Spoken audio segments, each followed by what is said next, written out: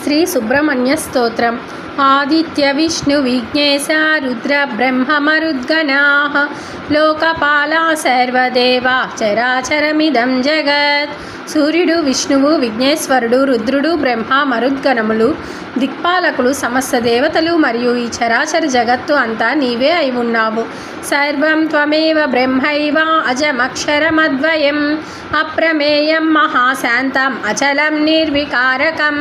ఇదంతా నీవే ఆ పరబ్రహ్మవు. పుట్టుక లేనివాడవు, నాశనం లేనివాడవు, రెండవది లేని ఏకైక తత్వానివి, కొలవడానికి సాధ్యపడని వాడవు, మిక్కిలి శాంతమూర్తివి, కదలిక లేనివాడవు మరియు మార్పు లేనివాడవు. నిరాలంబం నిరాభాసం సత్తా మాత్రమగోచరం ఏవం త్వాం మేధయా బుద్ధ్యా సదా పశ్యంతి సూరయః. ఏ ఆధారం అక్కర్లేని వాడవు, మాయా ప్రభావం లేనివాడవు, కేవలం ఉనికి మాత్రమైన వాడవు. ఈ పరబ్రహ్మ స్వరూపాన్ని జ్ఞానులు తమ సూక్ష్మ బుద్ధితో ఎల్లప్పుడూ దర్శిస్తారు. ఏవం అజ్ఞాన గాఢాంధత తపోమపహత చేతసః న పశ్యంతి తథా మూఢా సదా దుర్గతి హేతవే. కానీ అజ్ఞానం అనే గాఢాంధకారంలో చిక్కుకున్న వారు, బుద్ధి నశించిన మూఢులు నిన్ను చూడలేరు. అట్టివారు ఎల్లప్పుడూ దుర్గతి పాలవుతారు. విశ్వాదీని స్వరూపాని లీలా లోక విడంబనం కర్తుముద్యమ్య రూపాని వివిధాని భవంతి చ. లోక కళ్యాణం కోసం, లీలల కోసం నీవు విష్ణువు మొదలైన వివిధ రూపాలను ధరిస్తావు. సృష్టి కార్యాలను చక్కదిద్దడానికి నీవే అనేక రూపాలుగా వ్యక్తమవుతావు. తత్తదుక్తః కదా సమ్యక్ నిత్య సద్గతి ప్రాప్తయే భక్త్యా శ్రుత్వా పఠిత్వా చ దృష్ట్యా సంపూజ్య శ్రద్ధయా.